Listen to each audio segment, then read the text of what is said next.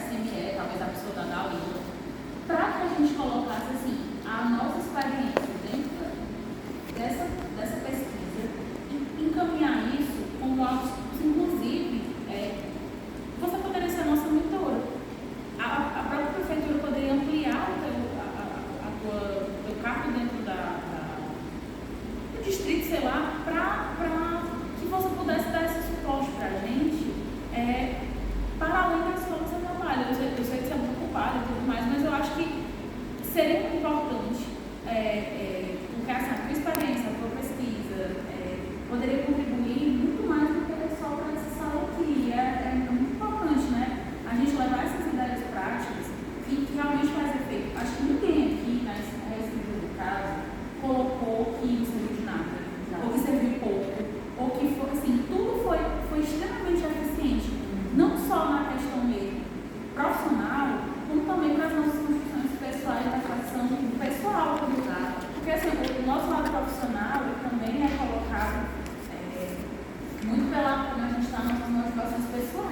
E eu acho que todo mundo aqui conseguiu agregar algo, não só profissionalmente, mas também para a nossa formação como indivíduo. E isso seria interessante socializar com a prefeitura, essa experiência exitosa, para que mais pessoas tivessem acesso a ela.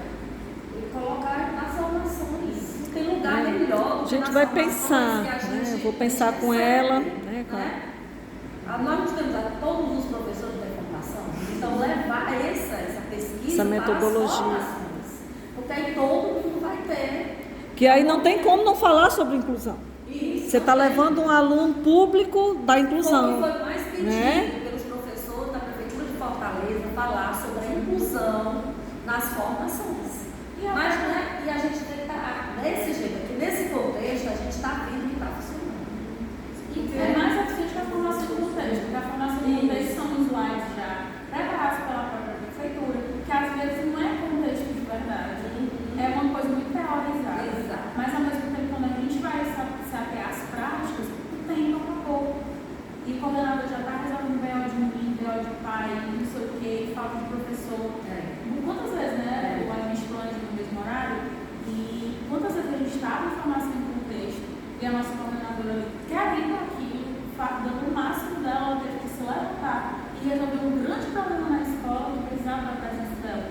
Então é muito triste essa realidade, mas isso poderia ser transformado, até porque o mediador desse momento, se ele se ausentasse, a gente continua aqui ajudando o que a gente tem, né? E isso, quando é constituído como rotina, ele ganha vida própria.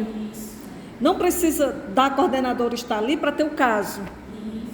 Essa dinâmica, né? Então eu acho que o importante é ele ganhar vida própria, né? Ele ganhar essa independência, né? Porque é importante, né? Trazer a sua situação de sala. Pode falar, Cristina. Todo encontro de formação, quando se fala questão da inclusão, é uma angústia total. Todo mundo querendo uma solução, aí a formadora só faz o que termina. Quando eu fiz um momento, foi tão assim pesado, eram uns 4 professores chorando, não tremia, porque eles não sabiam o que fazer na sala de aula, que não derrubava a cadeira, quebrava a cadeira, quase batia naquele colega e tudo. Aí foi vários relatos, mas a formadora falou, gente, eu não posso fazer nada. Foi angustiante, sabe? Terminou a professora. A minha é uma frase padrão. A minha tem uma frase padrão para quando isso acontece. Ela diz assim: coloque no texto da avaliação. Sim. Tudo que a gente coloca para ela, de angústia em relação a qualquer assunto, ela tem esse texto padrão. Gente, coloque o texto da avaliação da formação. E aí o CME vai ler. Mas não resolve. Aqui, né, nesses dias, a solução está aí para nós. Isso. Não é? Trazer o material de conhecimento, falar a nossa experiência e a gente vai encontrando a solução entre a gente mesmo. Que deve ser levado para a escola, tirando um dia de planejamento, vamos dizer, mensal. Uma vez por mês, e vamos conversar sobre nossas crianças, né, de inclusão. E daí a gente vai, como você disse, vai se criando a situação.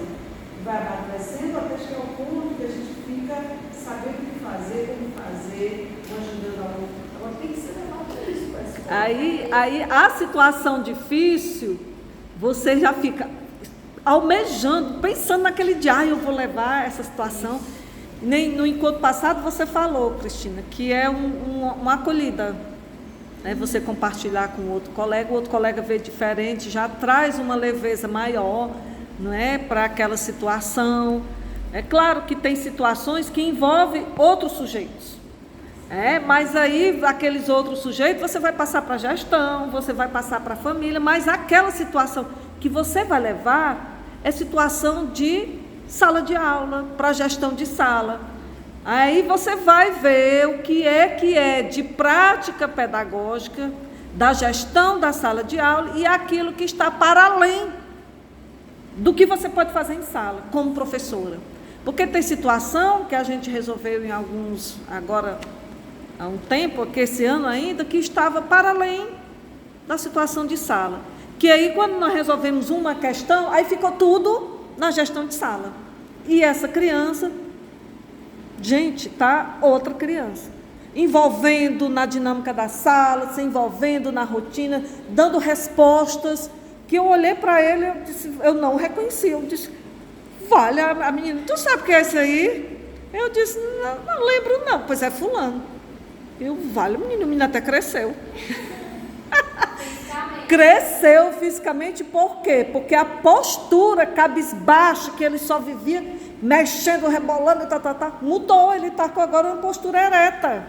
E eu, vale, como esse menino cresceu, depois de esticar esse menino. Então, é gestão de sala algumas coisas, né? E aquilo que é de competência de gestão de sala, né, você pode estar compartilhando com a sua outra colega professora, que também é gestão de sala. Né? Lá em Maracanã, eles têm uma prática que é no final de cada etapa, eles fazem um planejamento, chamam de planejamento integrado. E nesse dia eles fecham a escola, não tem aula para os alunos, mas todos os profissionais vão, e aí é abordado algum tema que está acontecendo na escola, seja violência, seja como trabalhar com os deficientes. E aí era um dia muito lindo, porque todos os professores trocavam experiências, a gente pensava em prática de como trabalhar com esses alunos, todo mundo da escola tinha esse momento, né? E é muito interessante, eu sinto muita falta disso aqui em Fortaleza, porque no dia a dia eu acho que aqui a gente é muito só, porque a gente entra na nossa sala, dá aula, dá 11 horas, a gente vai embora almoçar, depois a gente volta, dá mais aula, vai embora, é todo mundo correndo de um lado para o outro, fazendo alguma coisa, e não, a gente consegue trocar informações com aqueles que planejam no mesmo dia, né? E Mas são informações pontuais, porque às vezes eu vejo o planejamento, não é um planejamento que tem aquele objetivo comum na gestão da aprendizagem. É o quê? Só coletar atividades. É só coletar atividades. Só coletar atividades. Mas não pensa na gestão coletiva. Né? Eu sempre, quando eu era coordenadora, eu tinha... E agora eu vi lá na escola um montão de livros. Eu digo, os livros que não estão sendo utilizados, vai ser usado no planejamento para os alunos, porque está retornando para os alunos. Está retornando porque tem alunos que é importante o recurso visual, o apoio visual, porque ele tem dificuldade de memória. Ele tem dificuldade na atenção, tem dificuldade na percepção, na transferência de conhecimento. Quando ele vê uma imagem, ele faz uma estratégia para a imersão de memória, né? E às vezes a pessoa troca de conhecimento até em certas situações, certos conflitos. Por exemplo, o planejamento desse, ela é de uma série anterior, ela conta algo, aconteceu uma particularidade daquele aluno, que você, se já soubesse, talvez teria um olhar diferente, trabalharia de forma diferente. E seria isso mais prazeroso, né? Quer dizer, a gente, por exemplo, eu já ficava mais louco, depois desse encontro aqui, muito comigo, né? Eu estou olhando com mais atenção para o meu aluno, está entendendo? Estou com atenção, observando ali, mas descobrindo coisas. É o caso do Gabriel, João. Né? João Gabriel, né? Ele não gosta de escrever, mas ele gosta de me contar coisas que ele e narra muito bem, né? Então, uma boa narrativa. O vocabulário dele, e eu já paro e peço para ele contar para um colega que tem dificuldade de chegar junto dos colegas, né? Mas eu passei a observar isso aí, tá entendendo? Então, se eu tenho prazer naquilo que eu vou fazer na sala de aula, eu vou levar esse prazer no meu aluno também, né? Ele vai se tornar feliz também. Aí, se eu estou aqui, descobri isso, já fiquei feliz, vou estar mais feliz ainda de compartilhar com os meus amigos, e daí a gente trocar as ideias e crescer junto, né? Porque exatamente como vocês fiquem essa coisa fechada, individualismo, está ficando um negócio sem graça, não é isso. A gente trabalha com gente, né? A gente precisa aprender uma com a outra, como lidar com o ser humano, para a gente abrir 100% de profissionais que trabalham com felicidade, com alegria, né? Com as nossas crianças. Porque senão fica aquela coisa bem mecânica, bem automática, aquela coisa assim. bacana. E o pior de tudo é quando você vê uma sala, professor e a criança fora. Você nunca vê aquele aluno que tem ou o TEA, ou a DI, ou qualquer outra deficiência. E ele nunca está dentro de sala. Você fica se perguntando, mas por quê? Né? Graças a Deus que isso, dificilmente a gente vê isso no QV. Pronto. Todo mundo Então, nos seus assim, cantinhos. essa nossa discussão, ela tem que ser alcançada pelos profissionais, pela gestão de sala, né? Porque está faltando consciência em alguns. Exato. Nós estamos aqui, nós somos bem-aventurados porque nós estamos aqui passando por esse momento, mas está faltando muito professor de sala para essa consciência.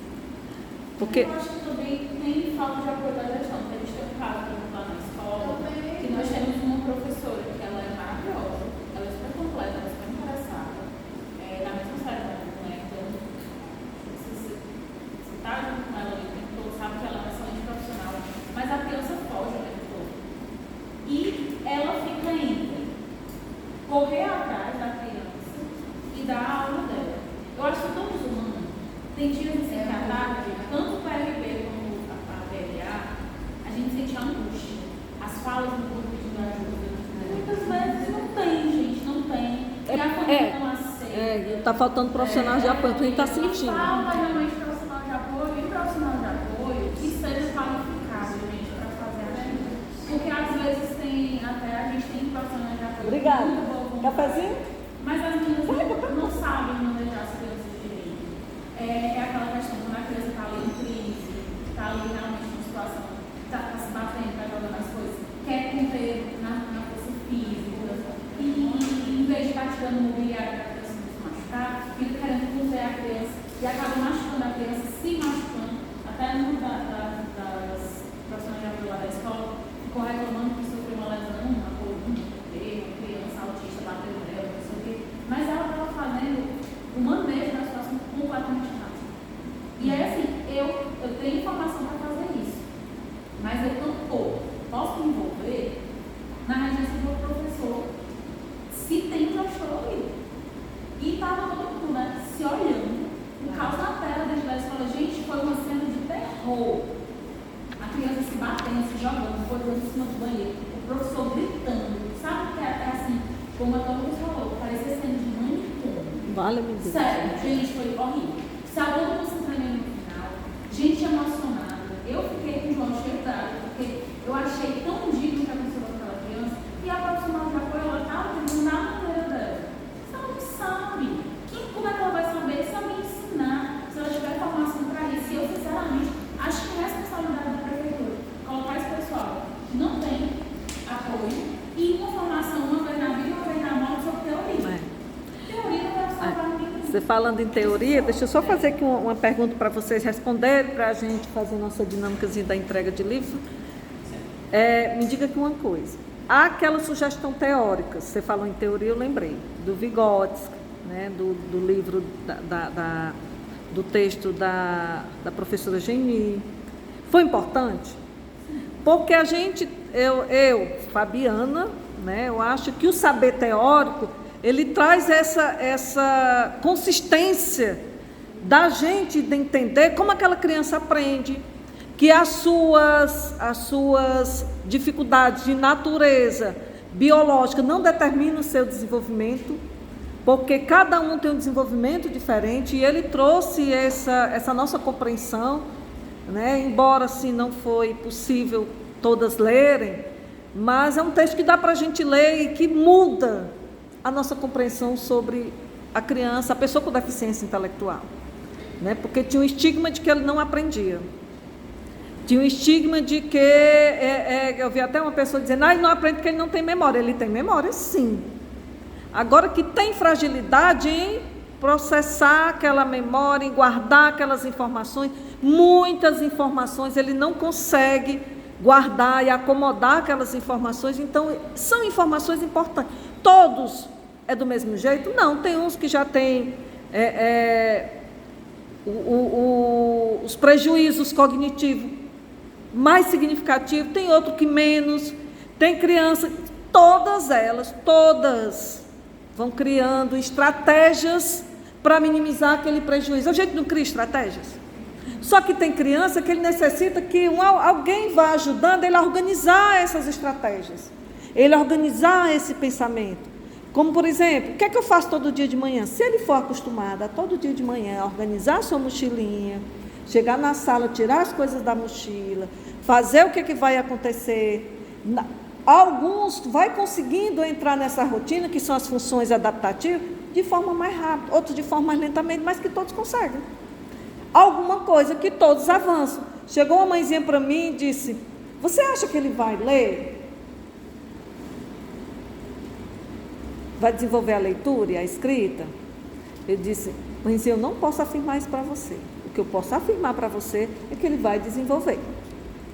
A cada dia mais. Ele vai ter mais independência. Se você colocar, ele tem condições de fazer uma compra no mercantil, compra grande não, mas uma compra pequena. Ele tem condições de a cada dia estar se desenvolvendo e ter mais independência para autogerir algumas coisas do seu dia a dia. Mas eu não posso dizer para você que ele vai desenvolver a leitura e nem que tempo. Eu digo para você que nesse momento a gente está tentando desenvolver a função social da escrita para ele, a escrita do nome, o que é significativo vir para a escola, o que é significativo ele interagir com o texto, que aí é desenvolvimento. Porque para muitas mães, o que é o atestado de desenvolvimento da criança? A escrita. E não é só a escrita. Ela acha que ele só vai desenvolver quando ele escrever. Não é só a escrita que desenvolve uma criança. É um dos registros daquilo que ele aprendeu, a pauta escrita. Uma forma de registro. É uma forma de registro, mas não é só essa. Muitas vezes essa escrita é só aquela questão dos copiadores. Isso a gente vê tanto na escola pública. Crianças que copiam, esperam, aguardam o professor corrigir a questão, ou então copiam do colega.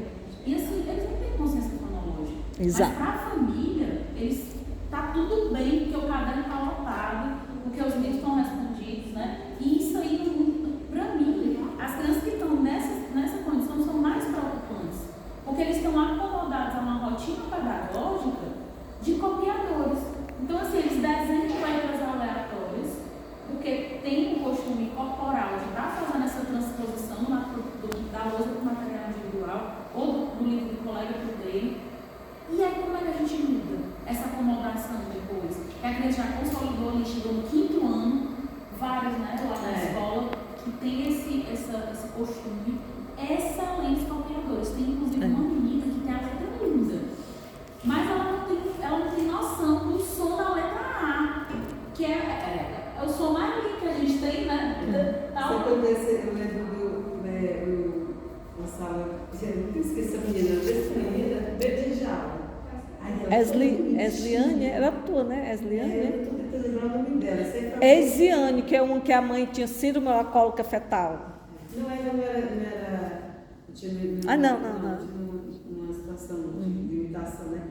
Aí, só que ela chegou assim, aí ela pegou todos os livros de leitura, botou, eu fui procurar ela identificar os leitores, aí, sabe ler? Sente, se lê, desse tamanho, magrinha, sabe assim? Aí, meu Deus, que leitura maravilhosa. E a menina, aí eu fui chamando de um para ler. Quando chegou a vez dela, o livro, não tinha nada, livro lá. Aí eu disse assim, não é isso que você, o que você está dizendo? Não tem aí não? Tinha minha imaginação. Coisa linda. Coisa linda. Eu achei interessante, porque era para teatro, sabe, explicar alguma coisa e tudo, mas leitura ela não conseguia decodificar. E que não é. Provavelmente ela contava a história da Mas eu não esqueço, sabe? No primeiro dia de aula eu fiquei com decepção. Eu disse, que linda leitura, eu fui bem Olha, alguém quer falar mais alguma coisa? Eu queria falar, não sei se já está finalizando, mas eu queria assim, agradecer de uma forma diferente, porque esse é o meu primeiro ano na rede. E vocês, assim, querendo ou não, vocês já tinham alguma experiência, né, seja em outro município ou na rede mesmo. E pra mim, assim, o quanto é importante esse momento, porque realmente tudo está sendo novo, né? Se pra vocês é um novo desafio pra mim, então foi mais ainda. E eu queria muito agradecer, porque assim, foi realmente um momento de partilha de conhecimento muito importante para esse meu primeiro ano. Porque eu acabei de sair da UFC, mas são conhecimentos que realmente eu só poderia aprender com as minhas vivências. E tá associando essa vivência com esse compartilhamento desses conhecimentos, dessas experiências, é muito mais importante, né? Traz toda uma diferença.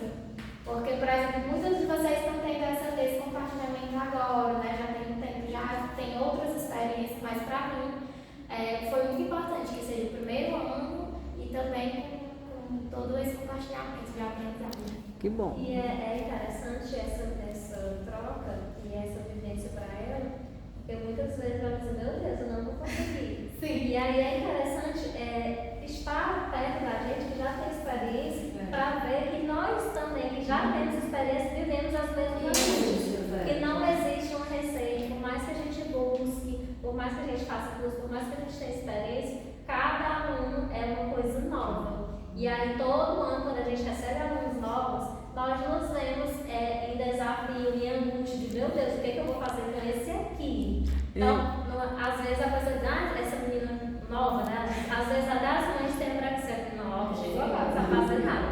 Mas isso não quer dizer nada, né? Porque no dia a dia o interesse que o profissional demonstra em buscar, e isso que faz a diferença na sala de aula. Isso é muito bom. Exatamente, assim, teve muitos momentos que eu pensava, não, mas isso é só comigo.